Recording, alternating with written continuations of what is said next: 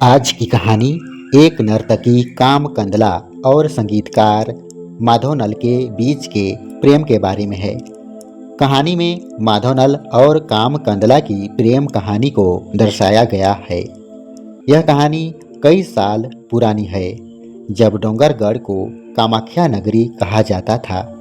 तब डोंगरगढ़ में महाराजा वीरसेन का शासन था। राजा संतानहीन थे, इसलिए उन्होंने संतान की कामना के लिए बमलेश्वरी माँ की थान में जाकर मन्नत मांगे। माता की आशीर्वाद से उन्हें पुत्र रत्न की प्राप्ति हुई। बालक का नाम मदन सेन रखा गया। माता का आभार व्यक्त करने के लिए उन्होंने पर्वत शिखर पर माता बमलाई का मंदिर बनवाया। कालांतर में मदन सेन का बेटा हुआ, जिसका नाम रखा गया कामसेन।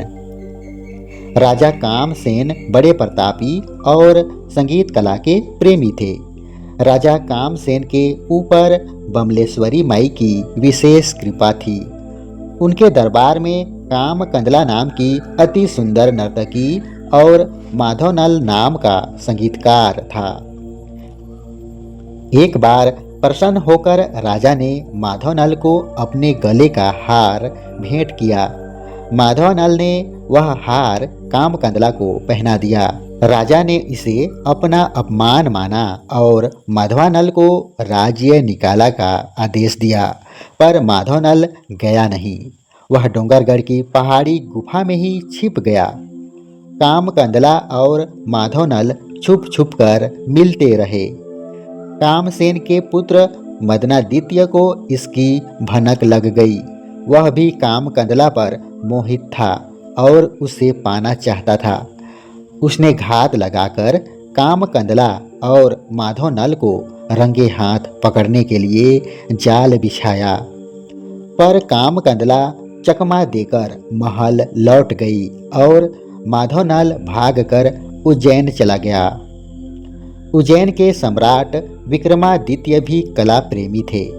माधवनल ने जल्द ही अपनी कला से उन्हें प्रभावित कर दिया। जब सम्राट ने उसे पुरस्कार मांगने को कहा, तो उसने काम कंदला को मुक्त कराने का आग्रह किया। न्याय प्रेमी सम्राट विक्रमादित्य ने राजा कामसेन को पत्र लिखकर काम कंदला को मुक्त करने को कहा। कामसेन ने इस पत्र की अवज्ञा कर दी।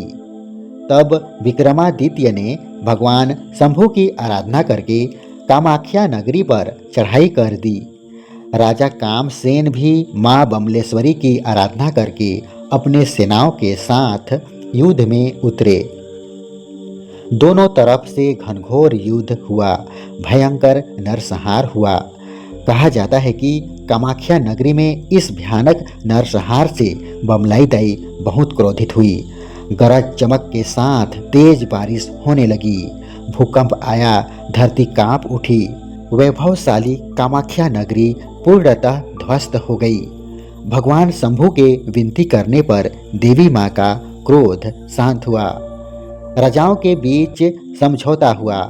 युद्ध की समाप्ति के बाद राजा विक्रमादित्य ने काम कंदला और माधवनल के प्रेम की परीक्षा ली। उन्होंने काम कंदला को युद्ध में माधवनल के मारे जाने की झूठी सूचना पहुंचा दी। काम कंदला इस सूचना से आहत हो गई और पहाड़ी के नीचे स्थित तालाब में डूबकर अपने प्राण त्याग दिए। इसी तालाब को आज काम कंदला तालाब के नाम से जाना जाता है। काम कंदला की मृत्यु की सूचना माधवनल को मिलने पर उन्होंने भी अपने प्राण त्याग दिए। काम कंदला और माधवनल के मृत्यु होने पर राजा विक्रमादित्य को अपने इस कृत्य पर बहुत पश्चाताप हुआ। उन्होंने पहाड़ी की ऊंची चोटी पर माँ बमलाई का आह्वान कर काम कंदला और माधवनल को पुनर्जीवित करने का आग्रह किया। माँ के आशीर्वाद से काम कंदला और माधवनल को पुनः जीवन दान मिला।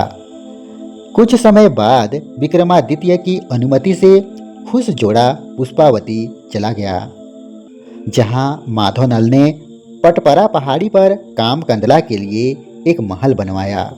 पुष्पावती को वर्तमान में बिलहरी गांव कहा जाता है, जो कि मध्य प्रदेश के कटनी जिले में स्थित है।